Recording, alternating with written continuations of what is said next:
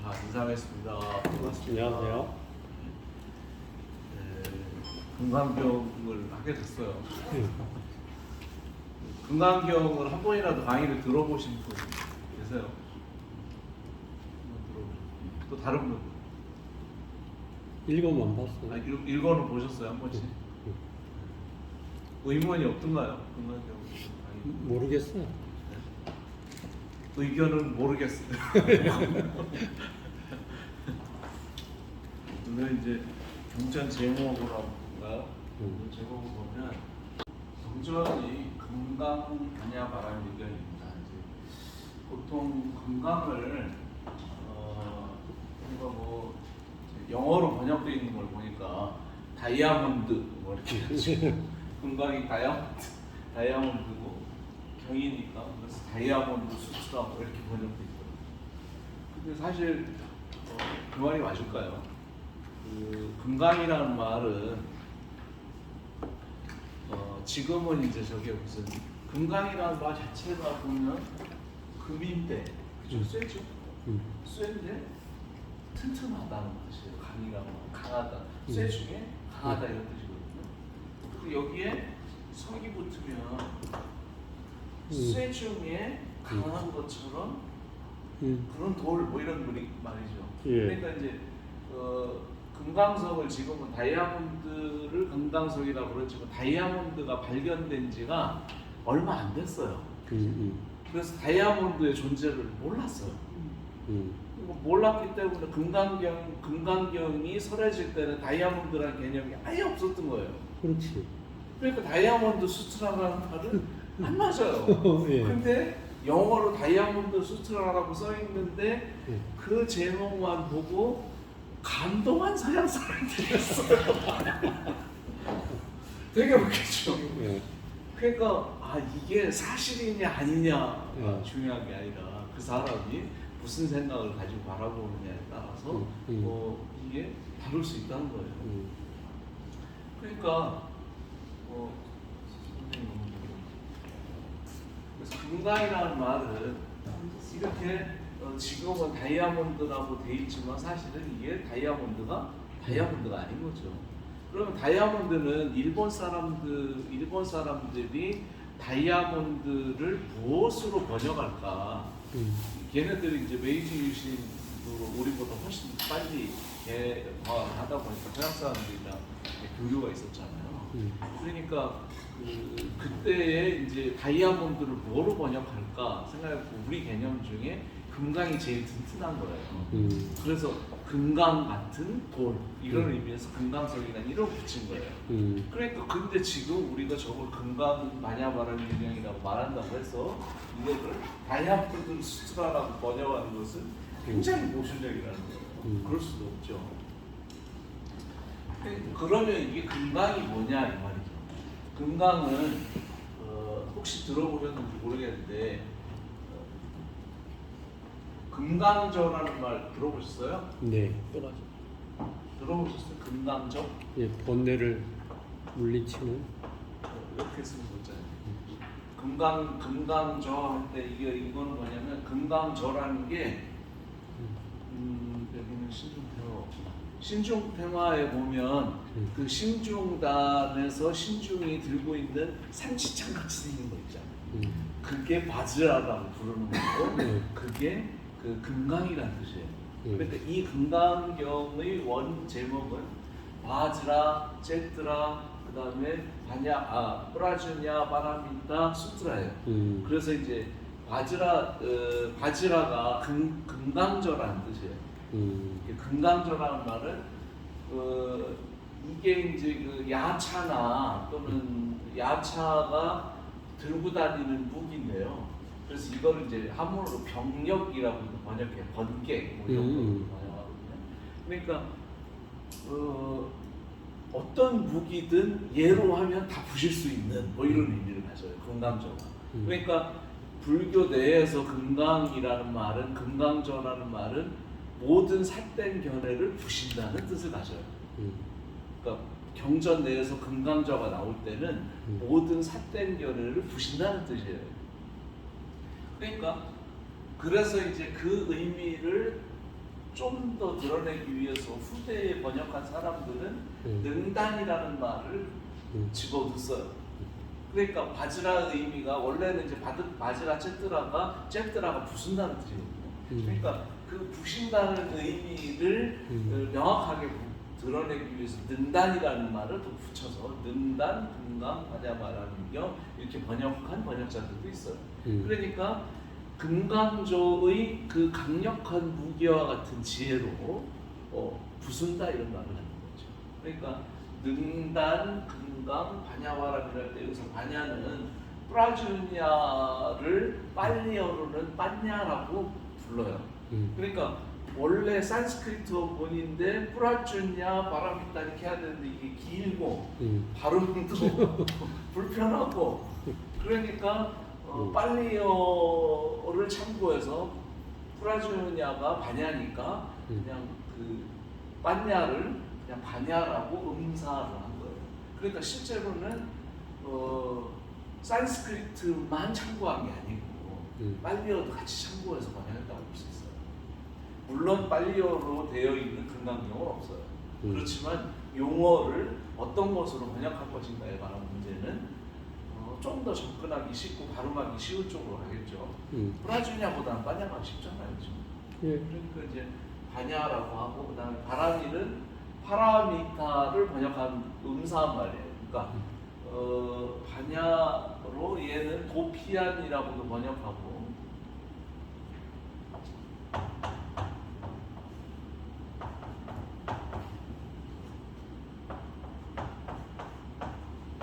도피안이라고도 하고 또는 지혜의 완성,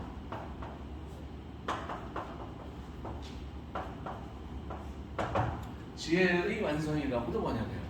그 두 가지 다 가능합니다. 지혜를 프라주냐를 완성한다는 말도 되고 그 다음에 차 안에서 저쪽 피안으로 건너간다는 뜻도 돼요. 그러면 차 안과 피안은 무슨 차이가 있을까요?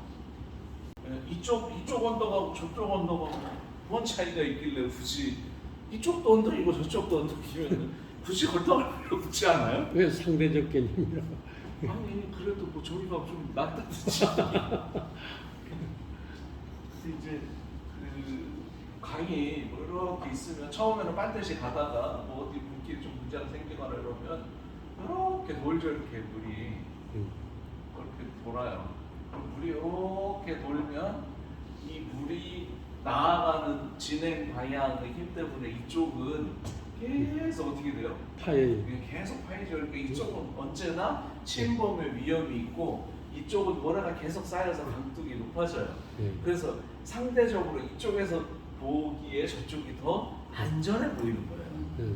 그래서 피안이라고 말할 때는 이제 뭐 이 강으로 따진다면 이쪽은 언제나 범람의 위기가 있고 불편한 곳이고 피안이라고 하는 곳은 상대적으로 여기보다 안전하다고 생각되는 거예요.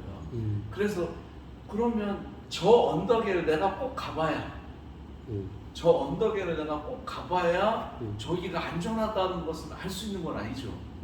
여기서 보이잖아요, 안전한 게. 그러니까 보이니까 건너가는 거예요. 건너가야 되겠다고 생각하는 거예요. 그러면 달리 말하면 여기가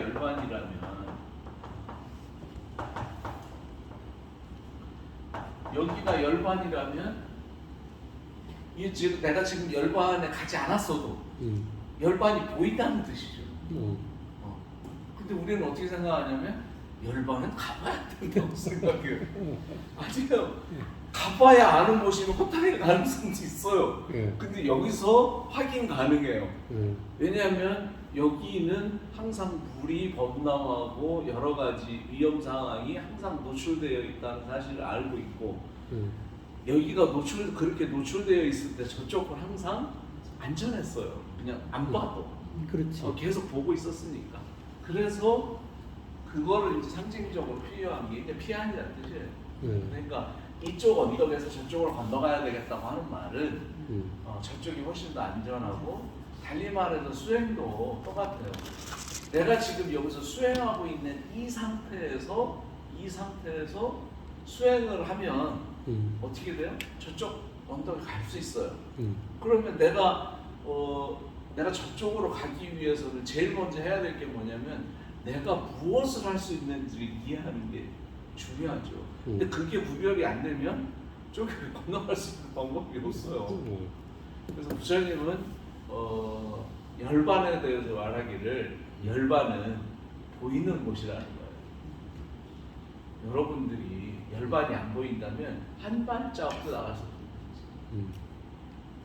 열반은 반드시 보이는 곳이에요. 근데 누가 열반은 가봐야 알아, 깨달아봐야 이렇게 말하면 그 얘기는 뭐하고 똑같으냐면 안 가본 놈은 말음하세요. 아무런 의미 없는 얘기예요. 부처님은 항상 열반이 보인다. 그래서 이제 이 바람일은 이렇게 완성한다는 뜻도 갖고 그 다음에 건너간다는 뜻도 가져요.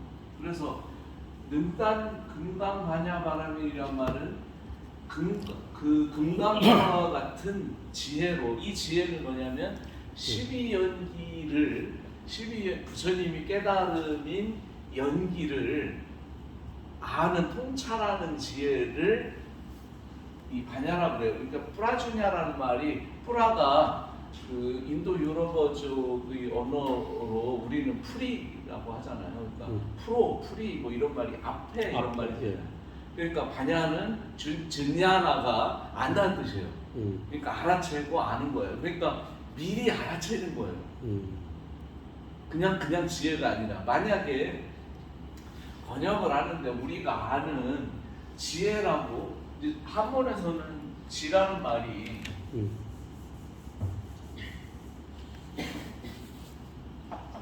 알다라는 말, 이게 화살시죠.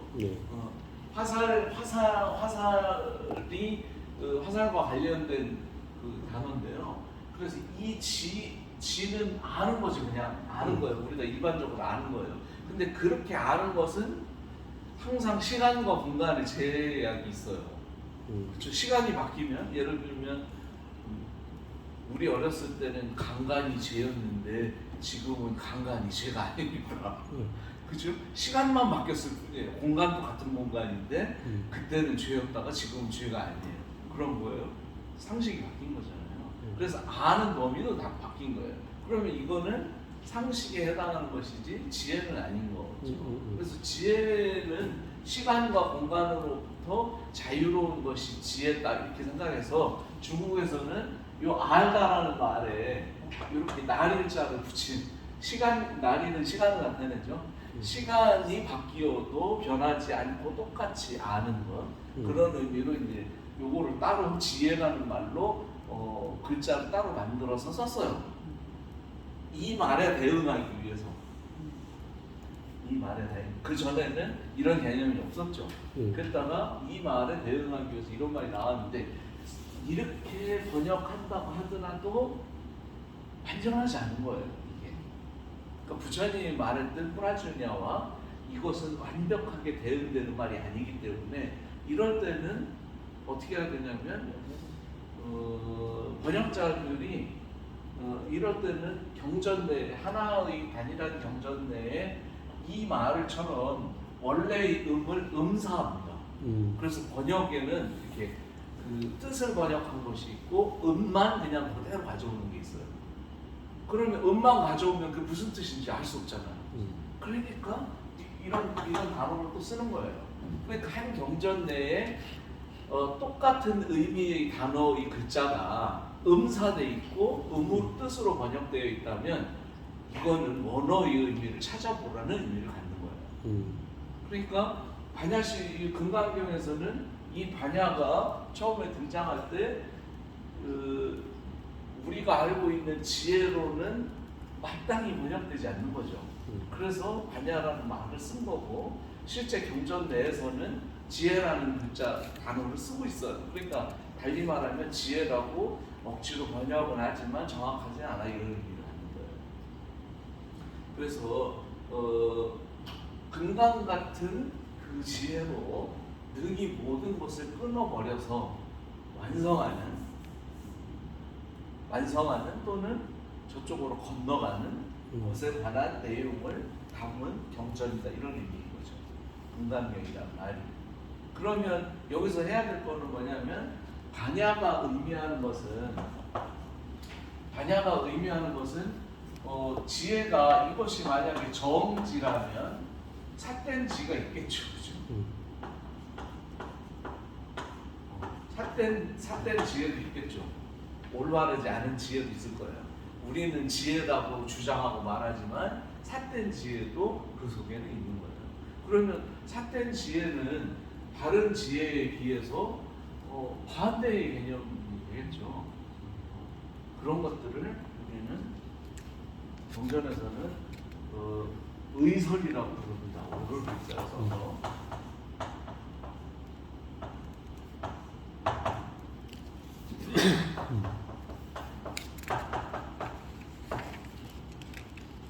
이게 지금 양양자 밑에 양양자 밑에 나자가 이렇게 있는 글자죠.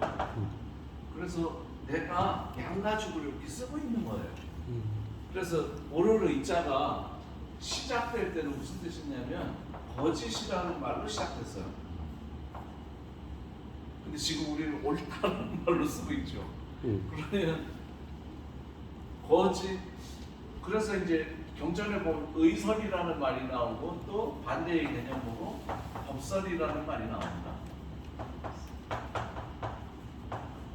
법설은 부처님의 법에 관해서 설명한 게 법설이고요. 그 다음에 그 법설을 듣고 자기식으로 해석해서 부처님의 말씀과 거리 있는 해석을 하게 되면 그거는 개인 주장이 되겠죠. 그런 것들이 의설에 해당해요. 근데 경전에는 굉장히 많은 의설이 있어요. 그러니까 우리가 경전에 나와 있다고 해가지고 다 그게 부처님 말씀이냐? 아니, 부처님 말씀하신 거 맞아요. 틀렸다고 말씀하신 거예요. 그게 옳다고 말하는 게 아니고 틀렸다고 말하는 거예요. 여기 근안경에 바로 나옵니다. 그걸 구분 못했어요. 네. 그래서 이 강의가 시작된 것도 이것 때문에 시작됐어요.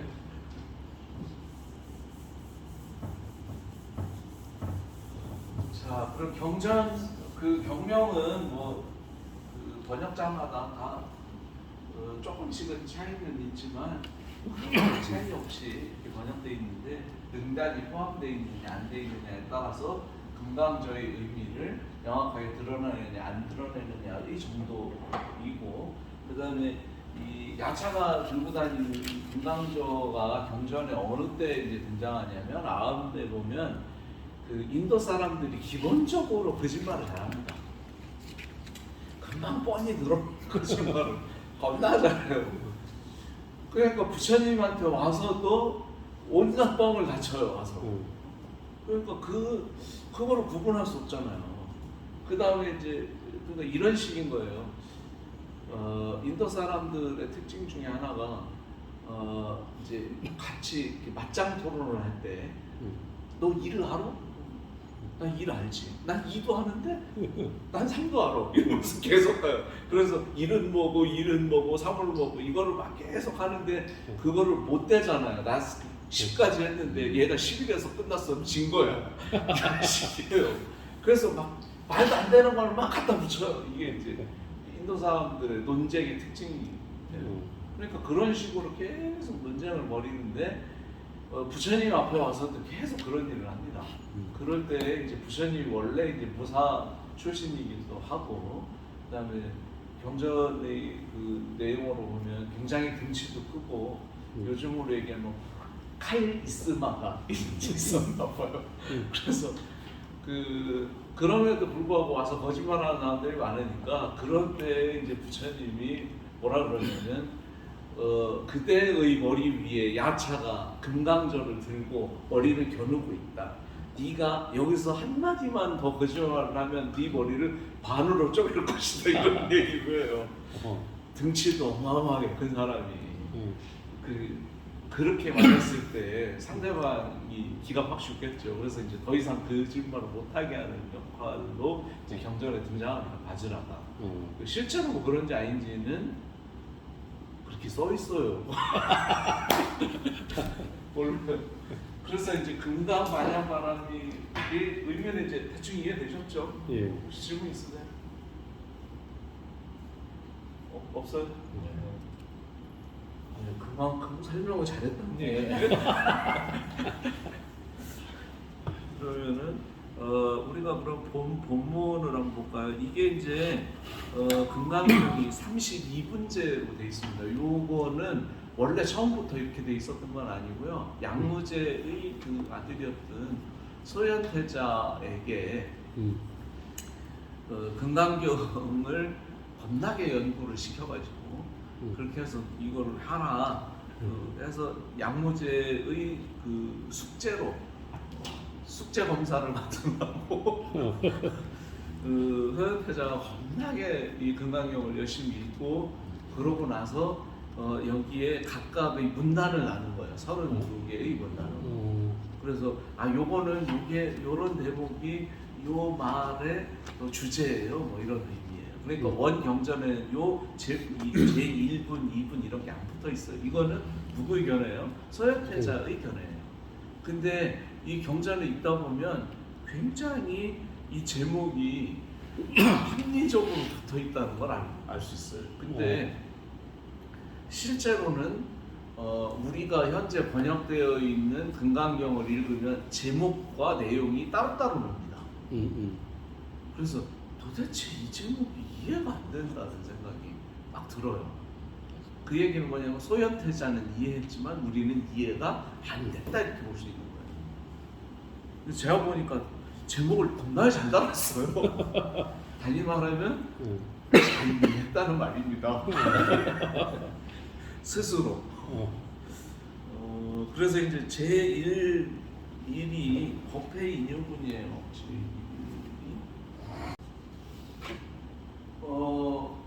여기 법회 그러면 우리는 이제 기본적으로 법회라는 말이 이 단어가 법회라는 단어가 너무 자주 듣다 보니까 그냥 이렇게 법회 같잖아요. 근데 이 단어는 법과 회가 모인 단어예요.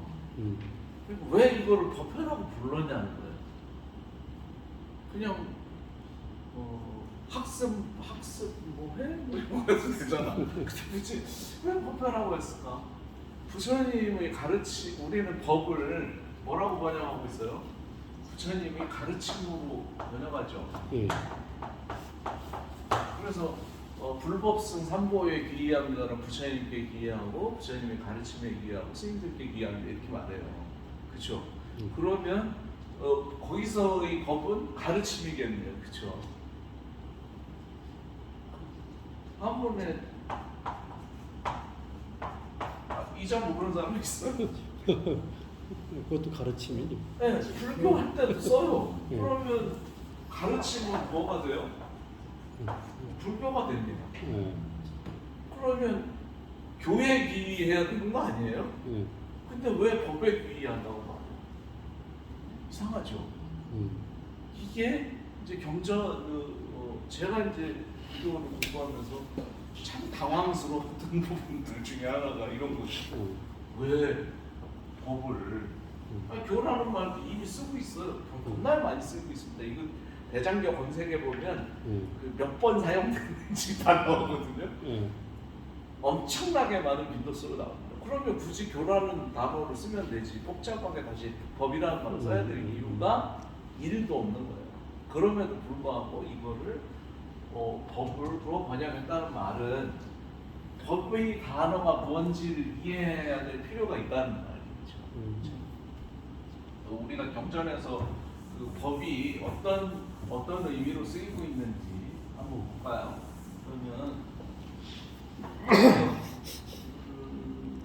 지금 이제 여기서는 가르침이라는 의미로 쓰여 있는데 또 이런 단어도 있어요. 법계라는 단어도 있어요. 그렇죠? 법계라는 단어는 우리는 어떻게 생각해요? 법계는 세상이라고 생각해요. 우리는 식사합시다 이렇게 얘기하는데 절에 가니까 공양합시다 이렇게 얘기해. 그러니까 식사를 절에서는 공양이라고 부르는구나. 우리는 세상이 뭐 어떻다고 얘기하는데 절에 가니까 법계가 뭐 어떻다고 하니까 그러고 세상이 법계구나 이렇게 생각하는 거예요. 대부분 그래요. 저만 그런 게 아니라 대부분 다 그런 거예요. 그래서 법계라는 말이 세상이라는 말로 쓰인다고 생각하는데, 근데 원어는 얘가 나름하다 두고, 그 다음에 세상이라는 말은 로카라는 말이 있어요. 우리가 왜 로컬이라는 예. 말이 있잖아요, 영어에서. 이게 인도 유럽어죠. 같은 어근을 쓰고 있기 때문에 로카가 그 세계라는 말이에요. 세간이라고 번역돼 있어요. 한국어로. 그러니까 세간과 법계는 다르니까 다르게 번역됐겠죠. 헷갈리게 뭐 번역하는데 뭐 글자 수 늘리려고 할 필요 전혀 없는 거예요. 다르니까 다르게 번역돼 있는 거죠. 그래서 법계라는 말도 있고, 또 금방 여기서 얘기한 법회도 있고요. 또 재밌는 거는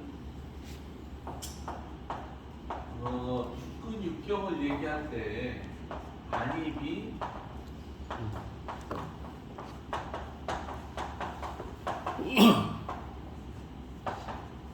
선신의에 대응되는 게 색성향 미촉법이죠.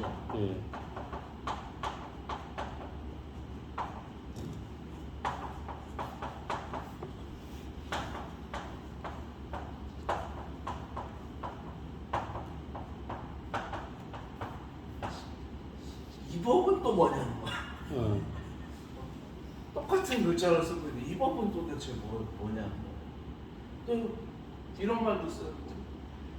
연기법 이렇게 되죠.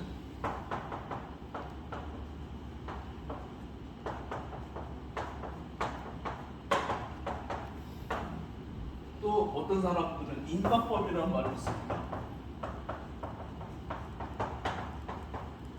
그럼 이때는 연기하는 법칙, 인과하는 법칙, 뭐 이런 의미로 법칙이라는 의미로 쓰인 거잖아요. 그럼 여기서는 색성향 미촉법, 안입비설신의 색성향 미촉법 얘기했을 때 우리는 기본적으로 우리의 기본 감각을 파이브 센스라고 그래요. 안입비설신이라고, 그렇죠? 파이브 센스라고 하잖아요. 근데 불교만 이상한 게 6번째 감각을 이렇게 해요. 그러면서 의의가 있고, 그래 의의는 뭐 그렇다고 쳐. 근데 법은 뭐냐는 거야 이게. 이 법은 도대체 뭐냐. 그래서 이런 의문이 막 생겨요. 그래서 또 열심히 찾아봤습니다. 열심히 찾아봤더니 법의 원어가 뭔가. 그러고 찾아보니까 법은 다르마예요. 다르마. 이게 산스크리트어로는 다르마라고 부르고, 그 다음에 빨리어로는 남마 이렇게 해요. 그래서 다르마가 그럼 무슨 뜻이냐, 법이라고 하는 게 다르마가 무슨 뜻이냐면, 다르마는 인도 사람들에게는 다르마가 굉장히 중요한 개념이에요. 그러니까 이 마하바라타나 이제 인도 신화 같은 거를 읽어보면 온갖 전쟁들이 막 일어나거든요. 그러면 그 왕의 역사다 보니까 전쟁의 역사고요. 그러면 형제들 간에 왕자의 난이 벌어지고 막 왕위 증탈전이 벌어지고 막 이러잖아요. 근데 내가 아는 내 삼촌이, 또 내가 아는 아주 친한 분이 그 왕위를 찬탈해 버려요. 내가 잠깐 어디 갔는 사이에 그 왕권에서 밀려났는데 나중에 보니까 그런 일이 막 벌어지면 정의를 위해서는 불법적으로 찬탈했으니까 저거를 그 물리쳐야 되는데, 실제로 개인적으로 보면 자기 삼촌이기도 하고 스승이기도 하고 이런 일이 벌어지는 거예요. 그러면 고민이 돼서 해야 돼 말아 이런 생각 들겠죠. 그럴 때 이제 등장하는 개념이 이 다르마라는 개념입니다. 다르마는 인도 신화에서는 이게 의무 또는 도덕, 모랄리티 이런 거예요. 그런 거로 이제 대변되는 개념입니다. 그러니까 나는 승려의 다르마가 있겠죠. 그건 뭐겠어요? 해야 할 일이 있죠. 저 얻어먹는 것도 다르마고요. 그죠? 얻어먹는 것도 다르마고요. 그렇게 하고 별로 들을 사람도 없는데 열심히 떠드는 것도 다르마입니다. 승려가 해야 될 다르마예요. 비구가 해야 될 다르마. 또 왕은 왕의 다르마가 있겠죠. 그 다음에 전쟁을 하는 사람은 전쟁하는 다르마가 있을 거예요. 그러면 어떤 사람에게 예를 들면 나는 나라고 하는 거를 규정한다고 생각하면 부모에게는 무슨 관계예요? 부모에게는 자식 관계겠죠. 그 다음에 친구가 있으면 친구에게는 친구 관계가 형성되는 거고 또 자식에게는 또 자식 관계가 생겨나겠죠. 그래서 이제 예를 들면 뭐 이런 거예요. 장가를 안 갔는데 장가를 갔어요. 근데 이제 나의 부모가 나에게 뭘 과도한 거를 요구해요. 내 부인에게도 이제 예를 들면 명절 때에 갔는데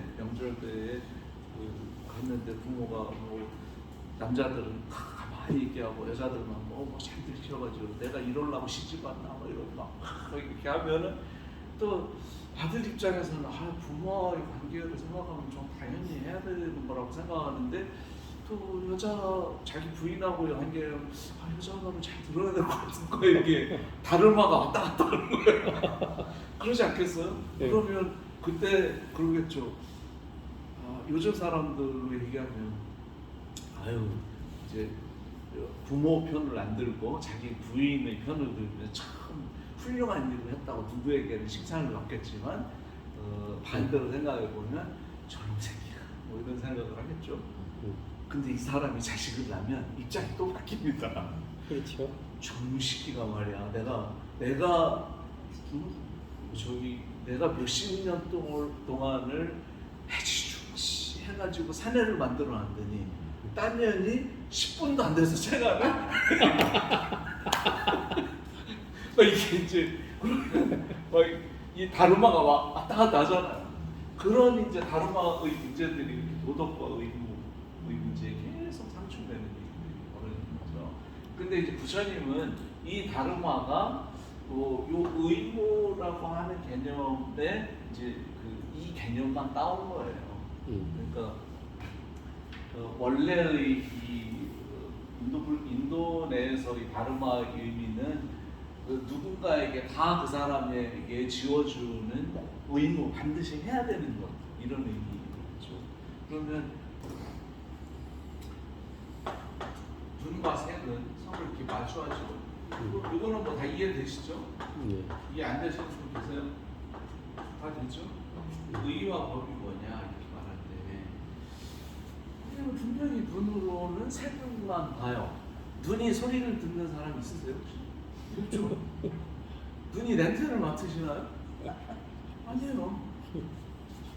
공포 영화를 보는데 소리를 딱 제거하고 보면 하나도 안 공포스럽습니다. 그래서 내가 물어봤어요. 어떤 사람은 청각장애인, 시각장애인한테 뭐가 보이냐고, 그러니까 선천적으로 시각장애인은 아예 없대요.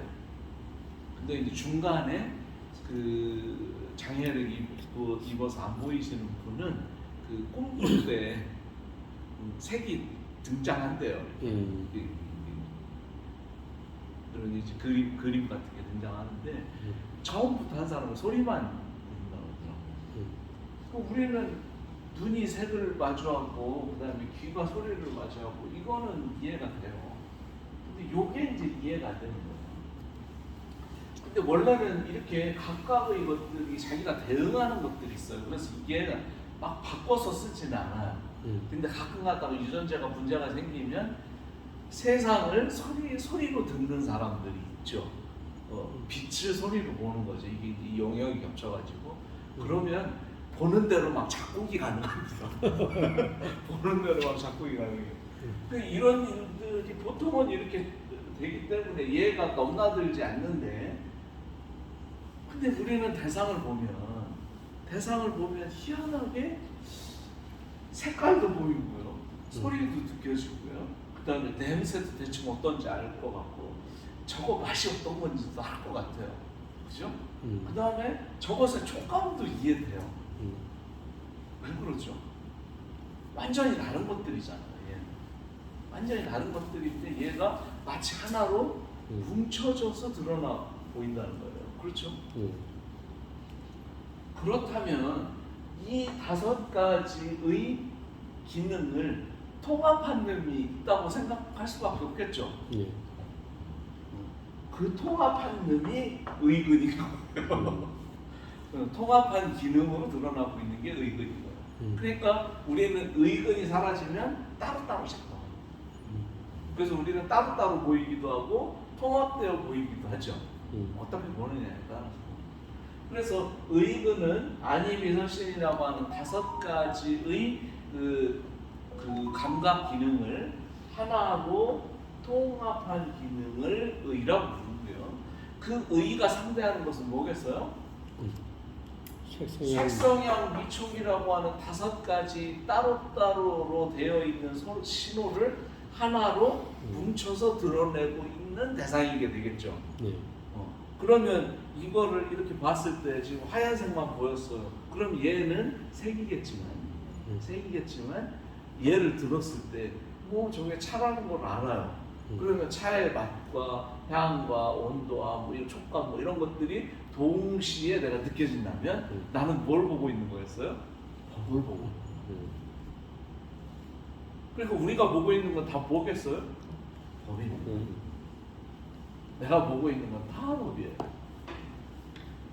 실제를 보는 게 아니고 다 법이에요. 그러면 그 법으로 이루어진 세계가 뭐겠어요? 법계. 법계가 됩니까? 그래서 부처님은 네가 보고 있는 건 다 법계지 그거 아니야 이렇게 얘기하는 거예요. 그래서 지금 법회 얘기하다 여기까지요. 법회 인육을 그래서 법회라는 말은 법이 이게 모인다는 뜻도 되지만 만난다는 뜻도 돼요. 그러니까 우리는 지금 만났잖아요. 그래서 모인 거지. 그러니까 법회라는 말은 법이 만나지는 거죠. 여태까지는 법으로 이해한 게 아니라 원래 그런 놈이 거기에 있었고 내가 그놈을 봤다고 생각했는데 사실은 법이 만나진 거예요. 그렇지. 법이 만나진 거예요. 누구 때문에? 부처님이요. 부처님이 이 얘기를 안 했으면 나 죽을 때까지 생각 안 했을 거예요. 죽을 때까지 저게 법이라는 생각을 한 번도 안 했을 거예요. 근데 부처님 때문에 부처님이 가르침 때문에 법이 만나졌어요. 그럼 법이 만나진 것에 대해 법이 만나지는 그 원인과 이유에 관한 문제예요. 그거를 단원이라는 뜻이에요. 분이라는 거. 그러니까 법이 만나지게 된 원인과 이유에 대한 분단 이런 뜻인 거죠. 법의 인유분이라고. 진짜 그러면 법이 어떻게 만나지는지를 이 말이 사실인지를 봐야 되겠죠.